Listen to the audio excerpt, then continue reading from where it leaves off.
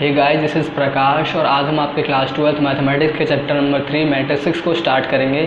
इस वीडियो में हम जो उसका इंट्रोडक्शन है उसे कवर करेंगे कुछ बेसिक कॉन्सेप्ट के साथ, और इसके बाद हम लास्ट में एक दो क्वेश्चन भी करेंगे जो एनसीईआरटी के एग्जाम्पल्स में दिए हुए हैं। एग्जाम्पल नंबर 2 और एग्जाम्पल नंबर 3 आई रिमेंबर वो करने वाले हैं। और इस वीडियो में हम देखेंगे कि मैट्रिक्स होता क्या है, ऑर्डर ऑफ मैट्रिक्स क्या होते हैं, एड्रेस ऑफ एलिमेंट्स क्या होते हैं, और जनरल रिप्रेजेंटेशन ऑफ मैट्रिक्स क्या होता है। तो आप सबके मन में ये आ रहा होगा इस वीडियो को देखने से पहले, मतलब इस चैप्टर को स्टार्ट करने से पहले, कि हम ये चैप्टर पढ़ क्यों रहे हैं, इस चैप्टर का मतलब क्या है, बेसिक इस चैप्टर को करने का मतलब क्या है। तो इस चैप्टर को करने का मतलब ये है कि आपने क्लास 10th में सिस्टम ऑफ लीनियर इक्वेशन को सॉल्व किया होगा 3 मेथड से। दैट इज़ आपने सब्स्टिट्यूशन मेथड से सॉल्व किया होगा, फर्स्ट जो मेथड वो था, और सेकंड था आपका एलिमिनेशन मेथड था, और थर्ड आपने किया होगा क्रॉस मल्टीप्लिकेशन मेथड से। तो इस वीडियो में हम मतलब इस चैप्टर को सॉल्व करने के बाद आपको ये समझ में आएगा कि हमने मैट्रिक्स पढ़ा इसलिए था क्योंकि हम जो है सिस्टम ऑफ लीनियर इक्वेशन का सॉल्व करने का एक और तरीका हमने जान लिया। मतलब इस मैट्रिक्स को सिस्टम ऑफ लीनियर इक्वेशन को सॉल्व करने का सिंपलर मेथड माना जाता है।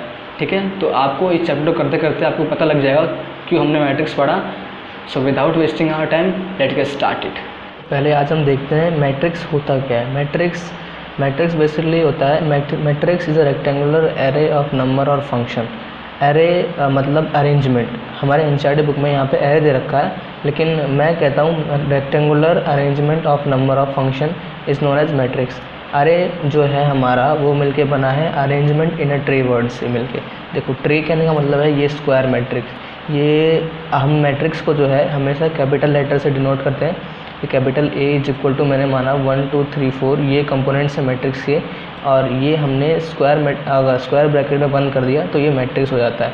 ये नंबर से हमने वाला मैट्रिक्स बनाया था, और ये कह रहा है फंक्शन भी हो सकता है, तो फंक्शन से मैंने बनाया sine theta cot theta cos theta, कुछ भी हो सकता है, फंक्शन कुछ भी हो सकता है, नंबर कुछ भी हो सकता है, और अगर वो स्क्वायर ब्रैकेट में बंद है तो वो मैट्रिक्स कहलाता है। अब देखते हैं मैट्रिक्स में रोज़ और कॉलम्स होते क्या हैं।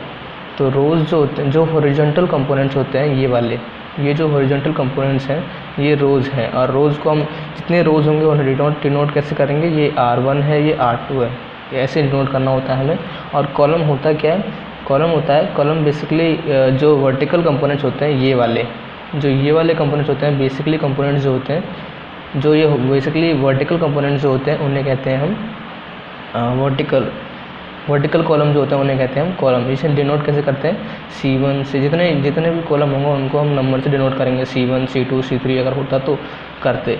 ठीक है, तो अब हम चलते हैं इस वाले मैट्रिक्स को कंसिडर करते हैं, आगे देखते हैं। इस वाले मैट्रिक्स को कंसिडर करें तो हमें नंबर ऑफ़ रोज़ कितने मिलेंगे, नंबर ऑफ़ रोज़ कितने हैं देखते हैं।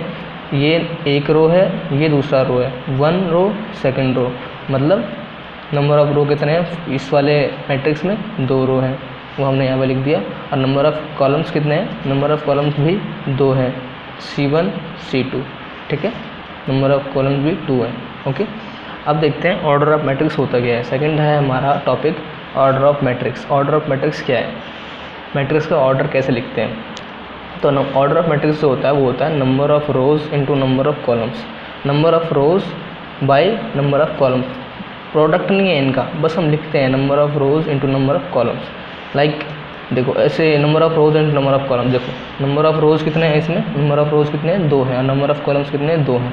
तो इनका ऑर्डर कितना होगा, 2 इंटू 2 का। मान लो ये वाला अगर मैट्रिक्स है 1 3 2 और 4, मतलब ये वाला मैट्रिक्स अगर मैं यहाँ पे लिखूँ तो इसका ऑर्डर क्या होगा, 2 इंटू 2 होगा, 2/2 होगा, मतलब 2/2 होगा। ठीक है, जैसे हम कहीं दुकान पे फर्नीचर की दुकान पे जाते हैं, फर्नीचर वाला पूछता है आपको बेड कितने बाय कितने का चाहिए, तो हम बोलते हैं 6/3 का बेड चाहिए, तो वो समझ जाता है कि 6 इंटू 3 बोलना चाह रहा है ये बंदा, तो ये हम वैसे ही हम 2/2 बोलेंगे। ठीक है, 2/2 का मैट्रिक्स है ये वाला, क्योंकि इसमें 2 रो हैं 2 कॉलम है।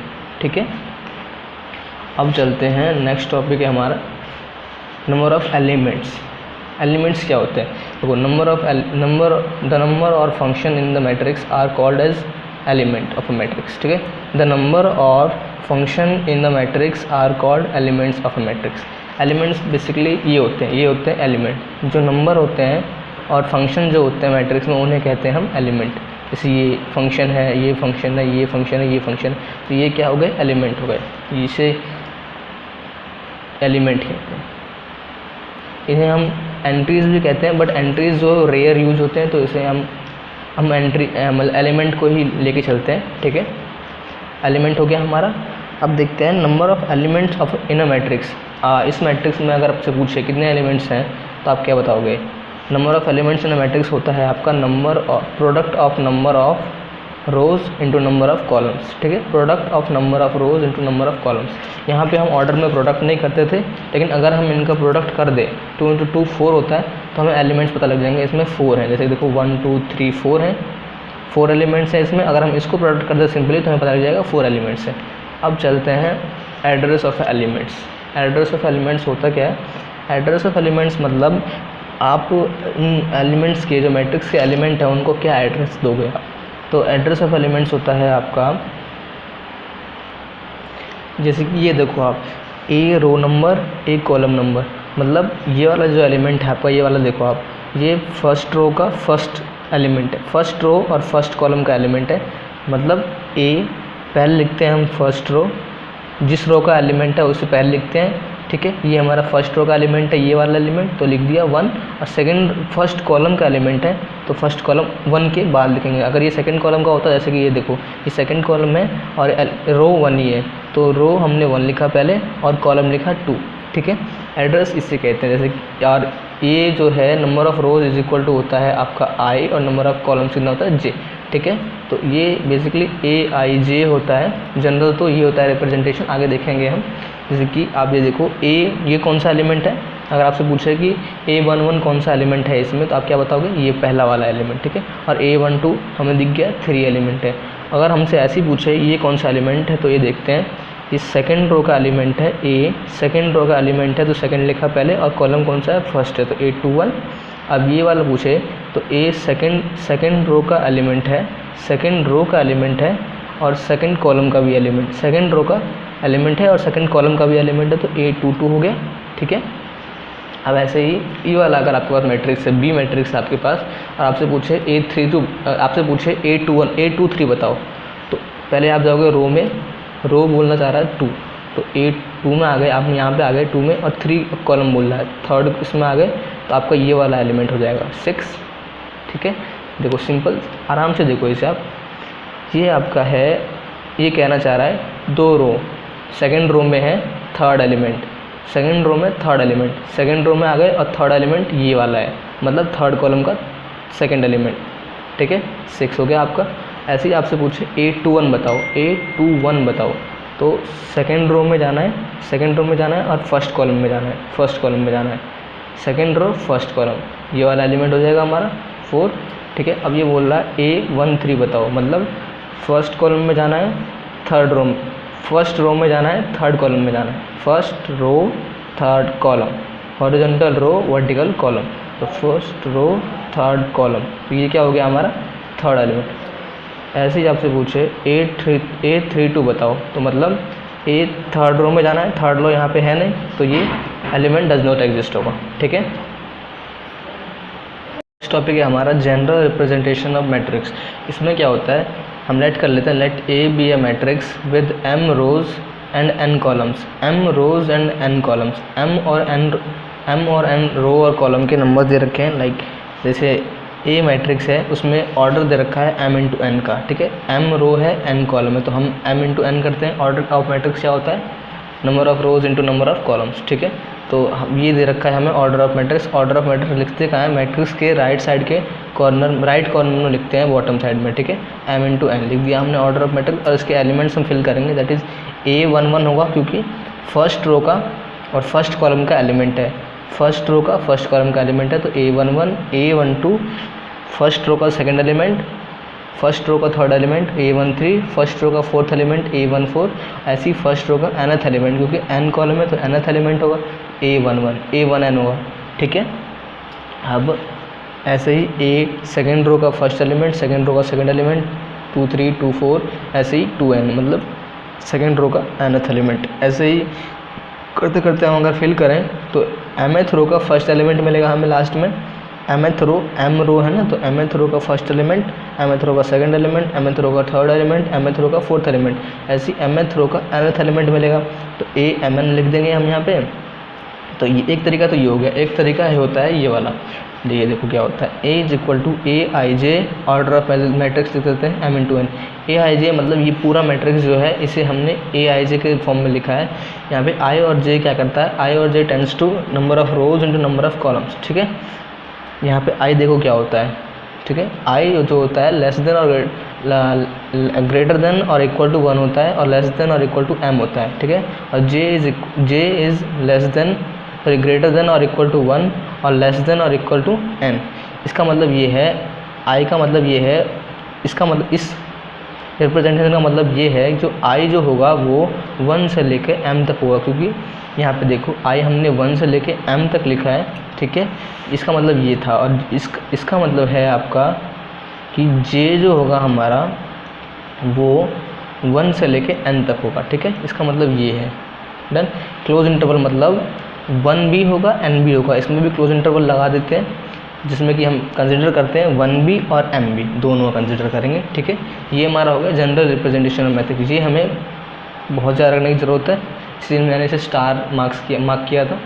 इस पर कुछ NCERT के एग्जाम्पल देख लेते हैं। NCERT एग्जाम्पल 3.1 का आपका सेकंड एग्जाम्पल है, if a matrix has 8 element. कह रहा है एक मैट्रिक्स अगर 8 एलिमेंट इसमें रखता है तो what are the possible order it can have. इसके ऑर्डर क्या होंगे, मतलब एक मैट्रिक्स में 8 एलिमेंट है, मतलब नंबर ऑफ एलिमेंट्स कितना है आपके पास 8 है, ठीक है। अब आपसे पूछ रहा है ऑर्डर ऑफ मैट्रिक्स क्या हुआ। तो ऑर्डर ऑफ मैट्रिक्स कैसे लिखते हैं, रोज इंटू कॉलम, ठीक है। क्या पता उसमें 1 रो हो और 8 कॉलम हो, क्या पता उसमें 8 रो हो 1 ही कॉलम हो, ये भी सकता है ना। तो 8 इसका मतलब ये है कि किस 8 के कितने फैक्टर हैं, मतलब किस को मल्टीप्लाई करेंगे तो 8 आएगा। तो देख लेते हैं ना, 1 इंटू 8 8 आता है, 8 इंटू 1 8 आता है, और 2 इंटू 4 भी 8 आता है, और 4 इंटू 2 भी 8 आता है। और भी कुछ है क्या, और नहीं है कुछ भी। मतलब ये चार इसके ऑर्डर होंगे, जितने भी पॉसिबल ऑर्डर हैं उसे हम लिख देंगे, ठीक है। ये ऑर्डर ऑफ मैट्रिक्स हो जाएंगे।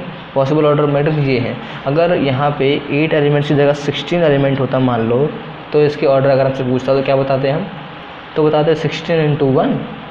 पहला ऑर्डर तो ये बता देते हैं, सेकंड ऑर्डर बता देते 1 इंटू 16, ठीक है। और थर्ड ऑर्डर बताते हैं इसका हम 4 इंटू 4 16 होता है। और क्या होता है 8 इंटू 2 भी 16 होता है, और 2 इंटू 8 भी 16 होता है। डन। और भी कुछ होता है क्या, और कुछ नहीं होता है, इतना ही होता है। तो इसे हम ये बताते हैं, अगर हमसे 16 एलिमेंट पूछा, अगर हम अभी हमसे यहाँ पे 8 एलिमेंट पूछा गया तो हमने 8 एलिमेंट्स के बारे में बता दिया, इसके मैट्रिक्स के ऑर्डर क्या होंगे। ये NCERT का थर्ड एग्जाम्पल है, construct a 3/2 matrix whose element are given by aij is equal to 1/2 i - 3j का मॉड दे रखा है। ये मॉड है, मॉडुलस है 1/2 i - 3j, ठीक है। तो अब हमें जनरल रिप्रेजेंटेशन दे रखा है, तो हमें मैट्रिक्स बनाना है, 3/2 का मैट्रिक्स बनाना है। मतलब हमें इसने ऑर्डर दे दिया, 3/2 का मैट्रिक्स बता दिया, इसने हमें बता दिया 3 रो होंगे 2 कॉलम होंगे, तो इसको हमें एलिमेंट फिल करना है। तो एलिमेंट्स होंगे क्या, एलिमेंट्स होंगे आपका A11 फर्स्ट रो का first element, A12 second row का सेकंड एलिमेंट, मतलब 2 ही कॉलम बता रहा ना ये, तो 2 ही कॉलम होंगे। और A सेकंड रो का first element, A second row का सेकंड एलिमेंट। थर्ड रो बोल रहा है 3 रो होंगे, तो A थर्ड रो का first element, A third row का सेकंड एलिमेंट, क्योंकि इसने 3 रो बताए तो हमने 3 रो बना दिए। 2 कॉलम बताया तो हमने 2 कॉलम में फिल किया। अब हमें A11 निकालना है। A11 मतलब I1 J1, ठीक है। I1 J1 बस हमें यहाँ पे वैल्यू पुट करना है, ये हमें एज ए फॉर्मूला यूज़ करना है। I की जगह पर हम 1 पुट करेंगे, ये वाला 1, J की जगह पर -3 × 1। अभी यहाँ पे A11 निकाल रहे हैं इसीलिए, ठीक है। तो ये क्या हो जाएगा 1/2 1 - 3। अब अगर इसे सॉल्व करेंगे फर्दर तो ये आपका आएगा -2, और मॉड में -2 का मतलब 2 ही होगा, तो ये आएगा 1, ठीक है। आपका A11 आ गया 1, ठीक है। A11 आ गया हमारा 1। अब हमें निकालना A12। तो A12 अगर हम निकालें तो A12 इज इक्वल टू क्या होगा, हमारे पास I इज इक्वल टू कितना है 1, और J इज इक्वल टू कितना है 2। I और J की जगह पे बस वैल्यू पुट करना है। हमारे पास क्या था 1/2 I - 3j था ना, ये हमें जनरल रिप्रेजेंटेशन दे रखा था, मतलब ये था I और J का। अब हमें निकालना है A1 और 2, तो I की जगह पे 1, J की जगह पे 2, बस वैल्यू पुट करनी है। I की जगह पे 1 -3 × 2, डन। तो 1/2 1 - 3 × 2 = 6, ठीक है। तो 1/2 वन माइनस सिक्स क्या होता है -5, और मॉड में -5 का मतलब 5/2, ये आपका सेकंड एलिमेंट होगा। ऐसे ही आपको जो है ऐसे ही आपको 2 1 निकालना है, 2 2 निकालना है, 3 1 निकालना है, 3 2 निकालना है, तो आपका मैट्रिक्स बन जाएगा। ठीक है, ये था हमारा एनसीईआरटी का थर्ड एग्जाम्पल।